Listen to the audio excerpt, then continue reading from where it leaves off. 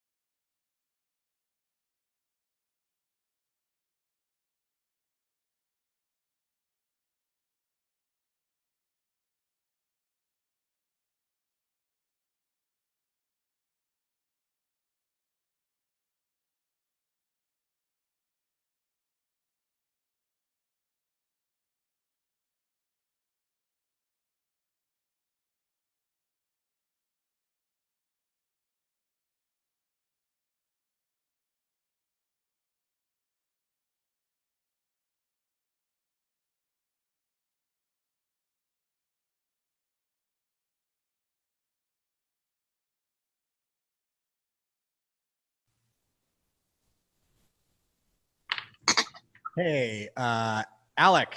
Yes, finally. So sorry about that, guys. Seriously. Thanks so much for joining us. No, no, of course you would think that I would have taken the time to figure out how to use this fucking program before we start. Very, very sorry. It's been a crazy day, but thank It's you all for good. We really. understand it, and thank you so much for taking time out of your busy day to join us here today.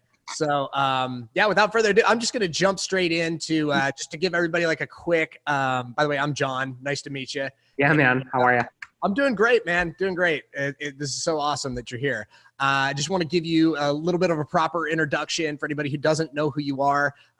Just going to go ahead and read your bio if you don't mind. Go for it. Yeah. Here we go. Alec Stern. He's the director of music at Chicago advertising agency DDB, while also overseeing music for We Are Unlimited. Previously, he was a senior music producer at Leo Burnett. He came from a live event and composition background, working at M Productions, Ravinia Festival, and Pluma Music. Outside of work, it's still mostly all about music. He's a published music writer, primarily focused on the intersection of music and larger cultural and social ideals. He's been in a number of bands, written, recorded, and released 4 solo records, and DJs under the moniker DJ Young Health. He lives in Logan Square, Chicago. He's co-founder of the Pam Stern Legacy of Hope Foundation, which is dedicated to raising funds and awareness for special needs children, as well as providing assistance, resources, and recognition to their families and teachers. How cool is that? His idea of peace comes from creating, and he wants to make cool stuff with his time here on Earth. What a great sense of purpose there. So yeah, man, thanks. I just want to, I'll just kick off the things by just saying like, talk about cool stuff, making cool stuff with your time here on Earth. I watched your Second at a Time video. Oh, thanks, bro. It was so cool. It had like a birthright trip in there. It looked like you got engaged. There was cool band related stuff, maybe some Powerball lottery winnings, and even like Edward's 40 hands in there. Right. What inspired you to do that? So a good friend of mine that I went to college with, he's a big world traveler, and he did that. And I had never heard of that being done before I had seen his. And it was only when he posted his year in review. And that day I was so just kind of taken with the concept of it. And I watched it with a couple of my roommates at the time who had never met this guy before, but were so inspired and moved by this stranger's year, this person that they had never met. They felt like, oh my God, I feel like I know this person. So the 3 of us were just like, should we just like give this a shot? Should we just start today? And the coolest part about it is there's like, if you start it and in 2 weeks, it feels like a pain in the ass, or you find yourself forgetting more than you're remembering. Okay, you lost 20 seconds of your, 14 seconds of your life over the last 2 weeks. Like there's no problem if you just start and it doesn't work out. And about like 6-7 months into it, I thought it was the biggest pain in the ass ever. I wanted to stop. I'm not a huge fan of just like documenting everything. I felt that that's like kind of a silly way to go through life. But I did notice that one of the cool things about it was that it sort of forces you to have a more interesting life, honestly. Like, if you're going to do this project and you want this to be something that you will remember and something that will inspire other people, and it's a Thursday night and it's 7:30 and I'm getting home from work and I haven't taken my video for the day and I have nothing planned, and it's like, well, I could either like take a video of me eating this bowl of cereal for dinner, or I can walk down the street and see who's playing at Lincoln Hall down the street. Like, I'm going to go do that just for the fucking video. Like, so it's a cool way to just make you a little bit more outgoing, to say yes to certain things. So I'm actually doing it again right now. I took a couple years off, and I started again in January. So next January I will have had my second one. I love it. I encourage people to at least try it. And it's something I know I will personally be so thrilled and grateful to have years and years down the line. It's just a really cool document to have. So not that this is what you all came here to hear about today, but if you leave with anything, it's a cool fucking thing to try out. I think it's, I think everything's like connected in a way. And I think it's very cool what you did there. I just wanted to, it's just like, it's almost like it forces you to like seize the day every day in a way. Exactly. Very, very cool, man. So what's your day-to-day job like at DDB? So I am the in-house music guy at the agency, and DDB has a number of clients who range from Capital One, Skittles, State Farm, Jeep, the U.S. Army, McDonald's, a couple others. And so basically, anytime that we're creating a commercial or doing any sort of advertising or marketing for any of those clients, I handle essentially all of the music on all of those. And so that comes down to primarily two basic buckets. The first is licensing existing pieces of music, in which case I run searches, and then once we find pieces of music that we like, run negotiations and handle all the licensing for those with whoever the rights holders are for the tracks. And then the other bucket is if we feel like we want something custom created, something original. So in that realm, it's kind of knowing who the best composer or artist or original music company or whoever it is would be to bring this custom score to life, and working very closely with that person to articulate our vision, and basically get from them what we're hoping to achieve.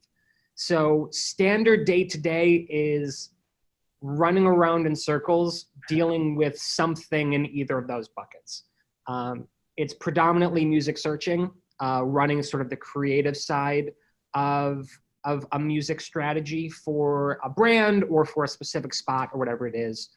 So that's probably the majority of the day to day, as well as, you know, if there's a brand who's interested in doing something a little bit bigger with music, like if McDonald's or Miller wants to create a more comprehensive brand strategy around music, like what do we as a brand want to sound like?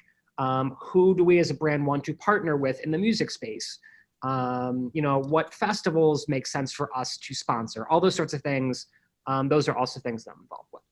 That's exciting. I mean, it sounds like it's like the top of the top, and that anything's possible with these types of campaigns that come up. How would you say, how many campaigns per year would you say DDB creates? That's hard to say because like McDonald's, for example, does maybe 15 or so campaigns a year. And that's like multiple spot, TV driven, you know, all those sorts of things.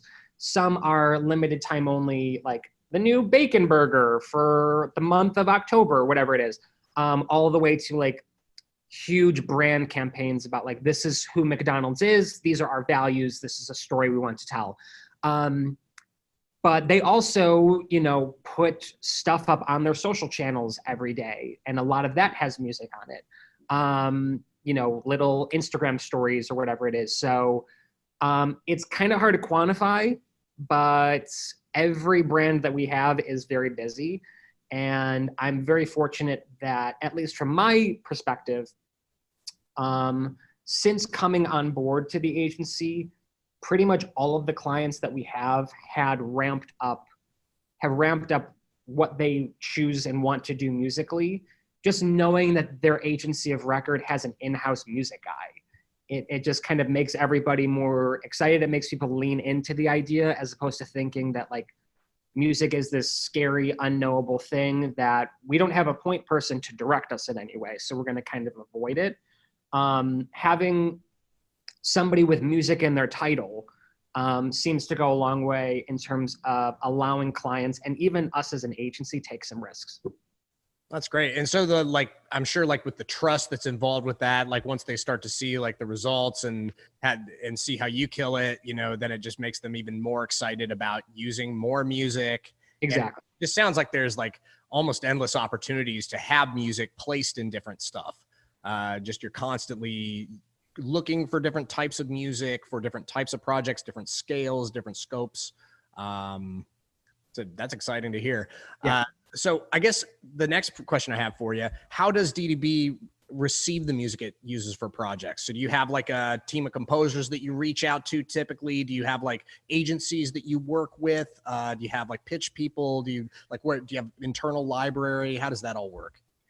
So, yeah, I mean, someday I'll count it. Someday I'll take like a week or a month and actually count it. But I'm going to assume I get about 150 to 200 new music emails a week. And that comes from individual artists who have gotten my email, from managers who rep a bunch of bands, third party reps who own a bunch of labels, individual labels, indie and major publishers, songwriters, all the, original music companies, whoever it is. So I'm getting a massive influx of music pretty much at all times. I go through it the best I possibly can, but I'm of course just going to have blind spots with kind of the day to day.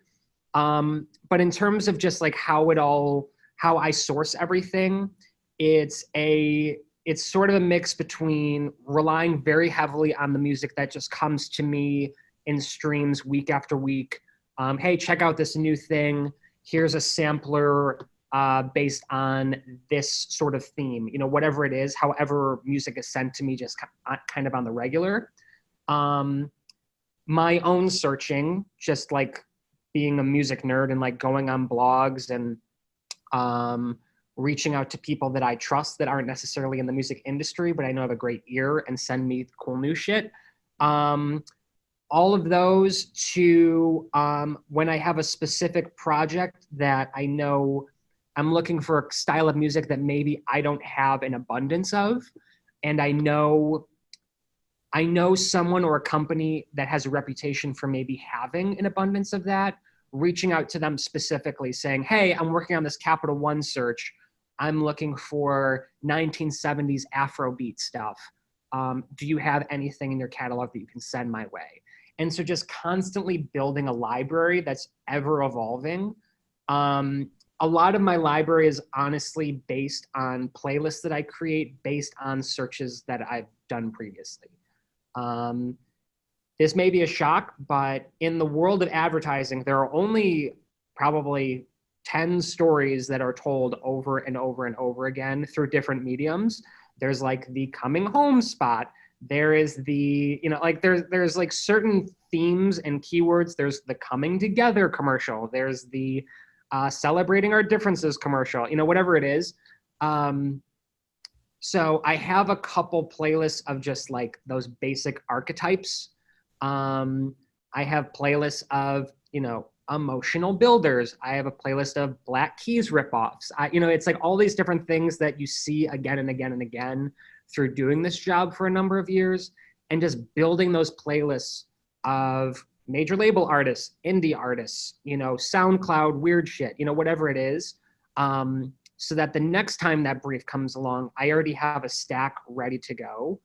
And so, a huge part of my job when I have the time to listen to music is just preparing myself with the kind of ammunition I'll need for when those briefs come in.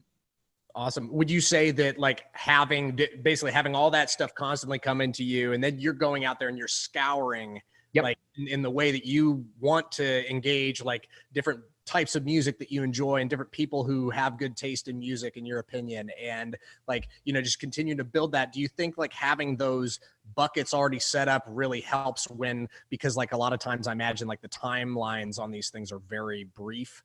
You got to really like come up with something like right away. For sure. No, I mean, it's really kind of the only way to do it. Music supervisors tend to joke that, like if my hard drive crashes, like if my external hard drive I have 3 backups for my backup, but if my shit crashes, that's my job. Like, see you later. That's my intellectual property. I am no longer of use to anybody. This is the kind of job where, it's great to be kind of a young gun on the scene and, fresh out of the gate with cool new ideas and new kind of perspectives and those sort of things. But there is such an advantage to somebody that's been doing this for a number of years. of course, because they understand some of the archetypes that come around again and again and are more prepared for them, but honestly, just because they will probably have a larger database of stuff that they've pitched in the past that either has worked or hasn't worked for whatever reason, but is quality enough that it could foreseeably work again. Yeah, I mean, there are several like groups of songs that I have pitched upwards of 50 times. That I know one of these fucking times is going to work. It's just about the perfect match of song to picture. So yeah, it's totally essential. And so, it's the sort of thing where like when people send me their music, I think a lot of times people hope and expect like, hey, I have this new song out. I'm going to send it to music supervisors. There's going to be hopefully the perfect match right away with something that they're working on. And occasionally that'll work where just the stars align and it's like, oh my God, I can't believe you just sent me this. I'm working on something right now that this is perfect for. But way more common, it goes in a folder and it sits there and it sits there and it sits there.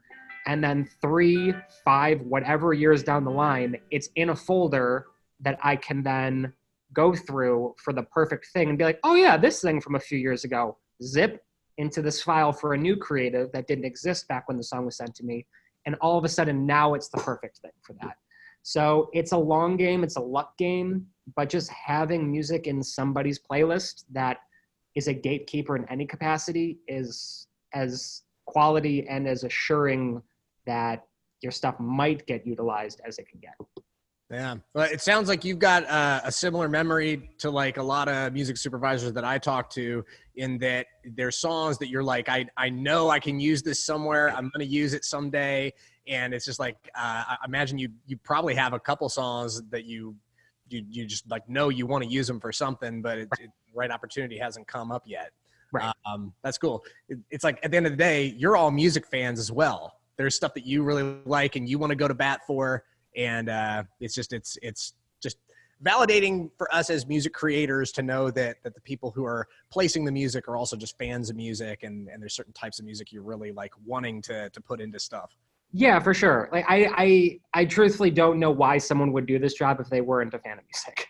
Like it just doesn't. There's other jobs. If you're not a huge fucking music dude and like want to help artists and want to move the culture of music forward, and my way of doing that is through leveraging the exposure and reach and frankly money that major brands have. Like that's my way of advancing the culture of music, is associating great artists and songs and synchronizing them with hopefully usually beautiful, compelling, interesting pieces of visual material, of visual storytelling that has, the equity of a large scale brand attached to it and a paycheck from a large scale brand attached to it. It's not necessarily the same as, putting music in movie trailers or putting it in television shows or whatever it is. Supervisors who work in different mediums approach things differently. They have different needs, different expectations, different budgets, all those sorts of things. And I'm certainly interested in all of those different mediums. And I think depending on what kind of music you as an artist make, it's worthwhile kind of thinking where maybe your art would be best served if you're interested in pitching it. It's certainly a different type of music that I will generally need than one of my movie trailer friends will generally need, or a TV show promo friend would generally need. But, whatever the medium is, the ability for an artist to have their music exposed in a way that is so possibly massive. Advertising is often called the new terrestrial radio as it comes, when it comes to music placements. So there's a great kind of power and responsibility in that. So I would like to think that everybody involved is a music fan and wants to put the best, coolest thing first. Ah, cool. Yeah, ads can be real game changers, it seems. We've got a bunch of students here at Catch the Moon, all eager to make music that companies like yours can use. Yeah, What for sure. types of things that kind of grab your attention about a song when you feel it's great for like use in the ad world? I mean, so the one thing that's important to kind of remember when we're talking about ads, as opposed to, I'm going to say, films, films, TV shows, trailers, or promos of any kind, um, there's just a different approach to them. The end result of what the person creating the thing wants is different for those things. Um, Film and TV are much more human drama, story driven things, right? There's much more emotional capacity in a film and a TV show. There's story arcs being told, all of those different things come into play. At the end of the day, in advertisement, it can go through a lot of different ways to get there, but the goal of an ad is to get you to buy something. Sometimes the way that they do that is to make you laugh. Sometimes the way to do that is to make you cry. Sometimes the way to do that is to make you think, they're fucking cool. They have great music taste. I like them. I want to associate with them.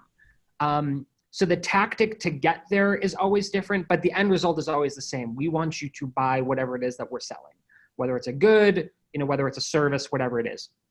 And so at the end of the day, in an ad, we are relying, the music is providing the emotional aspect of the information that the visual is projecting. So generally speaking, most commercials will want you to feel really good about the brand that's advertising. So generally speaking, ad music tends to be like net positive, not necessarily like, oh my God, life is so wonderful. But generally speaking, ads won't really have too much in kind of the, somber, saccharine kind of vibe. Sometimes they certainly will. And I'm so thrilled by the way that a lot of ads have kind of shifted in the last 5-ish years that have become so much more approachable in the overall scheme of just the emotional experience. And the music has very much reflected that. About a decade ago, we were very, very much dialed in to like everything is so positive. Everything sounds exactly like Zooey Deschanel playing a ukulele with hand claps and whistles and glockenspiels. And like everything is wonderful. That's very much like the style of music and advertising that was like in vogue about 5-10 years ago. It's a totally different place right now. At this point, it's very thrilling because most major brands have grasped that the way to appeal to consumers is to go as authentic as possible. People who listen to music, I'm not even talking about advertising music, just general music. The one thing that people want the most out of the artists that they listen to and the songs that they listen to is a sense of authenticity. Especially with the rise of streaming platforms, like we want the real person. We want the real deal. We don't want, we don't want a major label concoction factory machine thing anymore. That's just not what people are interested in at this point. So it's been great because that means that brands have started to understand that and are starting to take a little bit more risks in terms of the kinds of sounds that they'll allow into their stuff. Because everybody wants to be cutting edge. Everybody wants to differentiate themselves from the pack and be somebody that people associate with goodwill. And one thing that I try to teach the clients I work with is that there is no better way to get a consumer aligned with you than to think that you know what you're doing musically. The person in class with the coolest taste in music is just has a magnetism toward them. And it's the same thing with brands. It doesn't really matter what you're selling. It's, if a brand is willing to take risks and show that they are really culturally savvy and smart and ahead of the curve when it comes to music, your equity as a brand is going to go way up. So my advice, I know that's a very jumbled answer, but my advice is honestly just to make cool, authentic, new stuff that feels inherently you and feels different, because that's what brands are going for. And that's harder to pinpoint than like advertising is going through a big Mumford & Sons phase. So get me all of your Mumford & Sons kind of sounds. Like, we're not really in that space right now. It's much more of a feeling than ever, and the sound of it is kind of interchangeable. So really, it's just like, make what you would make as an artist. That's the sort of thing that cuts through, especially with so many music supervisors being music heads. You know, we're listening to songs that all day, and the stuff that makes us go, whoa, what is that? That's got me excited. That's what we're going to pitch. That's what we're going to pitch with real passion, as opposed to anybody writing songs that like they hope will get pitched one day. I don't know. There's not as much of an appetite for that at this point. We're looking for kind of the real deal stuff. Oh, that's such valuable info. You know, just hearing like going from like the saccharine sweet kind of overload to Right. the basically what's like, you know, even less looking for like, oh, we need something Black Keys, we need something that's Portugal the Man, things like that. It's really like kind of a way in like an open playing field right now of like Right. cool music that brands want to associate themselves with. It's just it sounds like it's really opened up a lot of options for people who are making really cool, authentic music, which is great to hear. Yeah, for sure. Because that's what people are listening to right now. Like, Portugal the Man, Feel It Still on paper makes no fucking sense. Like, it makes no sense for that song to have been number one, to have topped the songs that it topped. It's such an amalgamation of different sonic concepts that in any time prior to 2017, 2018, it would not have become a thing. But that's just the space we are right now, where the more genre fluid, the better, the more kind of inclusive and just like cutting edge and just truly different, the better. And so, you know, ad music tends to be about 6 months to a year behind general trends, just for the amount of time it takes to make commercials. But we do follow where culture goes. And that's where culture is right now. And so I see the future of what I do as a music supervisor as to be super interesting based on what's happening right now in contemporary culture. Ah, cool, man. Any tips you would, oh, actually, I've one more question, then I might open things to just so, I don't know where you are at for time, but what I was hoping was maybe ask you one more question, then maybe field a couple questions from the group. And then we have like some songs, maybe you could take a listen. We could take a listen, maybe give some quick feedback on a few of them. Yeah, for sure. Class. Sounds great. Thanks so much, man. All right. So the next one, this is like one that I like to ask people is like, what are some of the current trends in terms of the types of music? I mean, you've really touched upon this a lot, but are there any particular angles that you find really interesting and intriguing that you would love to hear like people explore more and especially for like the ad world? Let's see. I mean, it kind of depends brand by brand. But like, for me, one brief that I've gotten quite a bit as of late has been like, trying to think of how best to describe it. Really the word kind of at its essence is just kind of a boldness. Primarily something that can really stand on its own 2 feet as an instrumental. If there's vocals, great, but most advertising has a lot of either dialogue or copy or something like that. Most ads tend to just need instrumentals. Occasionally you'll get ones where like, we need a lyric hook that does this or helps tell the story in this way. So yeah, making instrumentals that can really stand on their own, that can be super compelling on their own, that's a huge feat. And something that I would suggest all songwriters to really kind of take a second glance at, and, you know, strip vocals away, strip vocal melodies away. Is there enough to work with here that someone will be interested through a 3-minute span or whatever it is? If they were to click around the track, there's enough really interesting elements going on that there's no boredom happening. But yeah, I mean, the brief kind of I've been getting most really that's been super exciting to me is just kind of a bold, exciting, new um, instrumental with just some fucking flair and confidence, and just feels new and cutting edge and exciting, and is has points that you can cut a really interesting edit to. You know, it's not kind of stagnant. It has kind of breaks in it. You know, all those sorts of things. That's like an editor's dream. That's like a copywriter's dream to have something like that help enhance their story or whatever it is.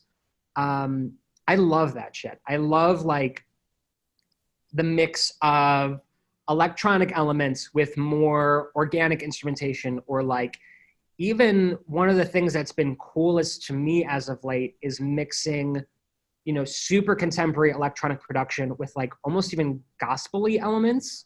You know, just like big keyboard hits, some, you know, maybe big brass hits, or even, you know, like cool vocal samples twisted in weird ways. Like, I just think that's exciting because, kind of as I mentioned before, like the more genre bending, the better, the more interesting. Like that seems to be what captures people's attention nowadays. So yeah, I've gotten a ton of briefs as of late for that kind of sound, and that can be created in a lot of different ways. But you know, that's something that like Apple was doing 2 years ago, and now all of a sudden everybody wants that sort of thing. You know, Feel It Still had that. That's like how I would describe Feel It Still, and that song went number one. You know, so stuff like that. This is all really valuable. I love how it's not even like a mention of like specific bands or things like that. It's more like the feeling that you want, and like the just kind of like the characteristics of it. And you're talking about edit points, like just how important that is to be able to have places where it just has like an interesting build and a satisfying like climax to like wherever the ad ends, or whatever message they're trying to drop in after that. It's just really, yeah, this is all really good stuff. Oh, sweet. I'm going to open things up for like a couple of questions here, and then we'll get into just a few songs. We'll do some feedback on some songs. By the way, I want to say up front, I picked out these songs completely randomly. So it's just like, you know, we had like a huge bucket of songs that people dropped into. Right. So just picked a few of them because we're not going to have time to go through all of them, obviously. So first question I see, Kimberly Arnold asks, what platform do you use? Do you use Disco? I use Disco when a lot of music providers I know use Disco very heavily. At some point, I'm sure all music supervisors, myself included, will move to Disco. I'm way too reliant on iTunes. And I have a constant fear that the shit's just going to erase one day, or Apple's going to install some update and it's just not going to be there anymore. Most labels or publishers or whoever, most people I get music from tend to still send MP3s. But yeah, I 5 years from now, MP3 might be obsolete. It just might not exist anymore. So at some point, I do see cloud-based services like Disco really being the only thing that people use. I just honestly haven't had the time to really dive super deep into it as a platform and move all of my stuff over there. But in terms of platforms that I've seen other people implement, probably the biggest two being Source Audio and Disco. Disco is by far my favorite. I think it's a wonderful platform. Many people that I trust and respect absolutely love it. And everything I've seen from it in terms of its capabilities, and it's just super user-friendly, I think that's probably the future. And it was created by two music supervisors. So they know what they're doing. For sure. It's great. It's what we use here at Catch the Moon. We love it. Sweet. Got one more question for you. Christian asked a really good one.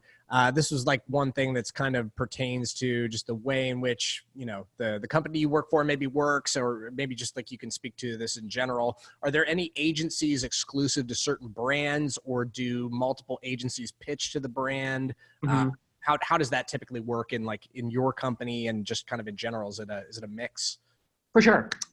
So generally speaking, a brand will have what's called an agency of record, which is, when brands have contracts with agencies, sort of like how a player might have a contract with a sports team. Those contracts can be 6 months, they can be 3 years, they can be 10 years, whatever it is. And sometimes when it's a brand as big as, say, McDonald's, it can honestly even be by like food category. It can be like, you get our Happy Meals business and you get our chicken business, but we're going to give this other agency our burger business and our McFlurry business, whatever it is. I don't really get it. I don't really know how all that works, but generally speaking, a brand will have what's called an agency of record, which is a contract agreement that you, agency, who have won our business through through pitching against other agencies, have, our business for X number of years, whatever it is. Once that contract is up, the agency can the client can either choose to renew the contract, reevaluate the contract, or open the pitch up to other agencies. So all agencies are in constant flux of who their client roster is. As contracts expire, they get renewed, whatever it is. So like, these are the clients that I work on right now. If I'm still at DDB in 10 years, I wouldn't be surprised if I still was only working on 2 of the ones that I'm working on today, and there's 9 or 10 or 11 new ones that I've brought on since then. So it's a constant kind of flux thing.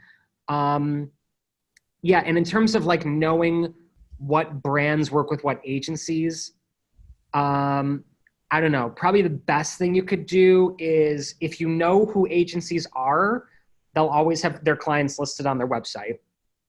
But if you want to sort of reverse engineer it, if there's like a commercial that you love, that just came out, and you want to know maybe who did the music on it or who the agency was, going on a site like Ad Age or Adweek, or I think iSpot is a site where you should be able to find credits, and it'll list who the agency is, and if there's music on it, who did the music, or if there's a music supervisor or director, who that person is. That's kind of how you can reverse engineer to figure out either who did the music or who the agency was. And yeah, some clients are really not interested in the agency of record model, and every project they have is just a giant jump ball. And it's like, whoever wants this one, come and pitch us your best ideas. And so we're involved in those a lot as well. Sweet. Yeah, that's a really helpful answer. Thanks, man. Let's just switch gears here then and play a few songs. Just looking for your take on it, how it applies in the ad world. I'll probably play like 10 seconds in one part, then we'll kind of scan around. Is that typically how you listen to music when you're first listening to it? Yeah, no, that sounds great. Cool, great. We'll just do that then. All right, here we go. So first up, we got Rachel McGoy. Song's called Home, and here we go. I'm going to share the screen, share the computer sound. All right, here we go. This should work. Here we go.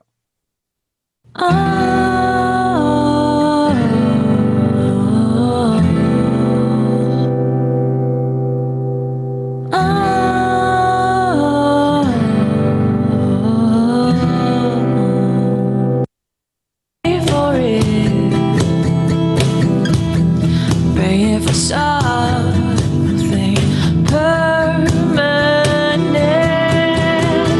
So how do I ever do when I'm there? I can't go back.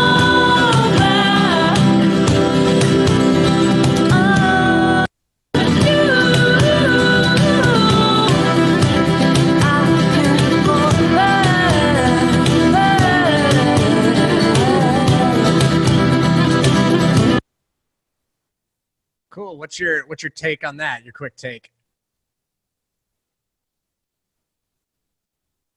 Let's see. I think you got muted there. Sorry. Let me see if I can unmute you. Got it. Okay. Sweet. That was awesome. The melodies were beautiful. Both vocal and instrumental melodies were really compelling, really, really nice. Yeah, it was cool. I really loved, it's funny, like a waveform will tell you so much about a song. I loved, even though we didn't get to hear the whole thing, just seeing how many dynamics there were, the rises and falls and all those sorts of things. Those are always great for somebody to have. Anything that remains too kind of stagnant throughout ads and really any visual medium tends to like some sort of shift or growth or build or evolution or something in a track. So seeing that ability to kind of play with dips and rises and those sorts of things was really great. In terms of kind of the overall feel of it, there's certainly some ads that, and some brands that would approach that kind of sound, that sort of feeling. I honestly think something like that would work really well with like a television promo or like a film promo, just because it was a little bit more emotional than a lot of the stuff that I tend to get to work with. But like the home motif is going to work everywhere. So that was great. And yeah, it just sounded really nice. Thanks for the feedback, man. Here we go. Here's the next one we got up is Daniel McKenzie. The song's called These Same Streets. Let's go ahead and pull this one up. Oh, sorry, Emily. Let me make sure SoundCloud plays it like almost instantly. So let me screen share here. Here we go.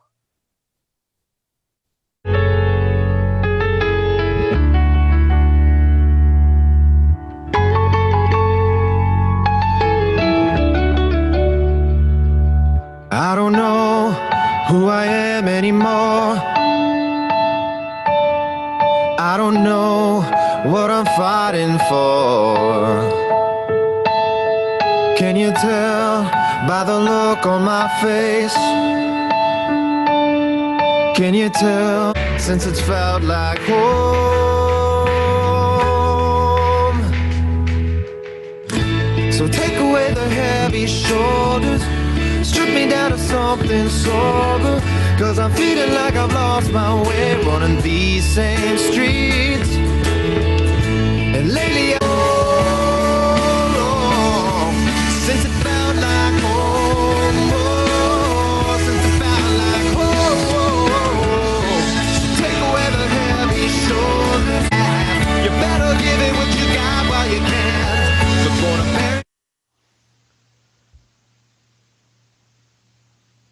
Sweet. Yeah, no, I mean, very similar note to Ray. I saw somebody comment like, this feels like TV to me. Like, yeah, that's straight TV goodness. Like really emotional, really poignant, beautiful, really well recorded. Your voice is great, compelling, all those sorts of things, like emotionally resonant. Yeah, it just, that hit every grace note for like a great TV show or something like that. Yeah, I so sadly get to work on ads that are that sort of emotionally poignant. It happens occasionally, for sure, and it's happening now more than ever, which is really exciting. And yeah, I hope that more brands are willing to be that sort of emotionally vulnerable and that sort of forward within the idea of storytelling and telling different kinds of stories. But yeah, I mean, that's like a TV drama, beautiful kind of thing all the way. That was really nice. Thanks for the feedback. Here, we'll do one more here. This next one is Play in the Sunshine by Lance Massey. All right, sweet. Go ahead and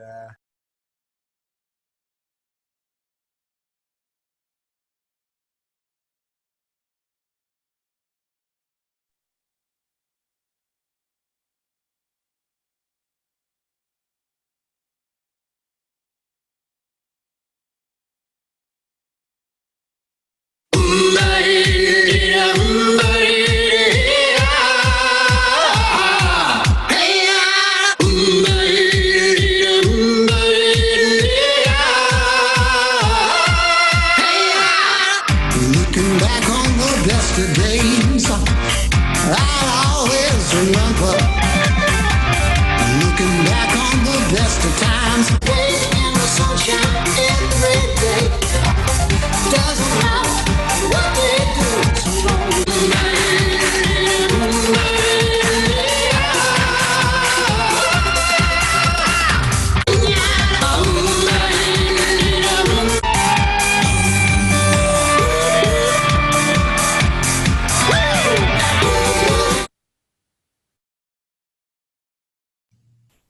What's your thoughts on that one? Oh, sweet. Okay. Super interesting. That like I didn't know where it was going, which is a great thing because most songs I know where they're fucking going. Super interesting. I loved all of the just different kinds of instruments and melodic devices you utilized. Yeah, I couldn't tell where it was coming from, where it was going, and I seriously I mean that as nothing but a compliment. Like it's cool to throw that many kinds of things together and just kind of see what comes out.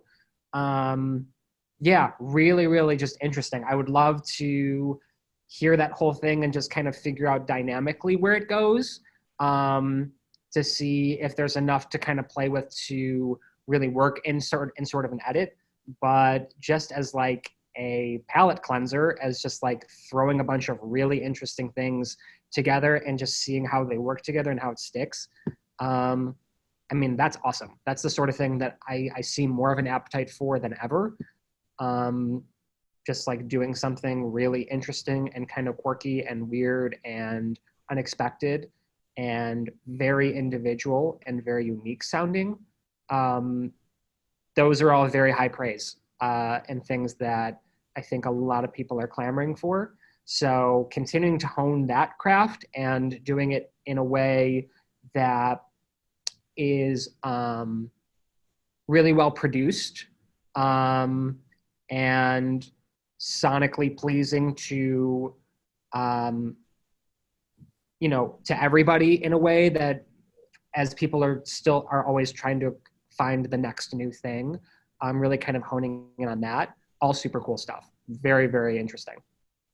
Thanks, man. Thanks for the feedback. You have time for one more? Yeah, for sure.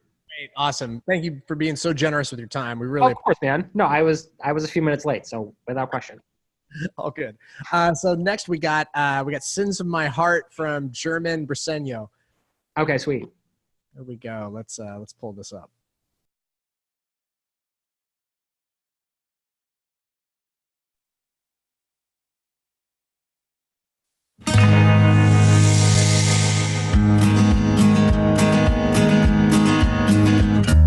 Right into the sun, but breath foul air, the stench of gin. My journey's long, it's just begun. Black raven craves my leather skin. Damnation or the end, into the sun, through vanished trails over the rise. The bomb on my way to damnation. Oh, wanting for the things I've done, and the sins of my heart. Sweating to die. Chase and the make sure that I'm punished to tear my flesh apart and burn.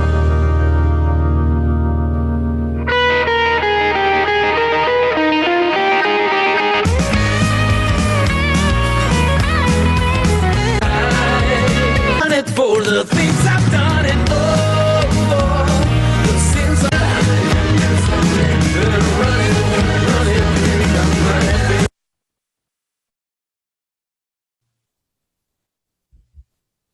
What are your thoughts there?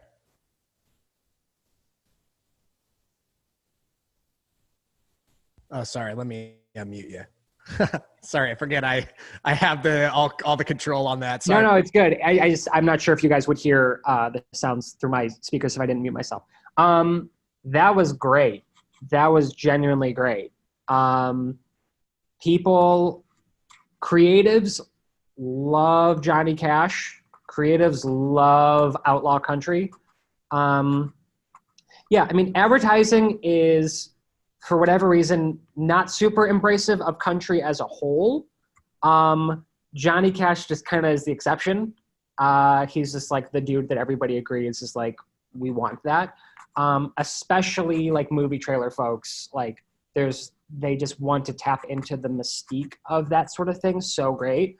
And I loved the way that you were able to capture that vocally for sure, instrumentally for sure. I was genuinely surprised when you got to the chorus to just hear your voice open up that way. Totally unexpected, which was great.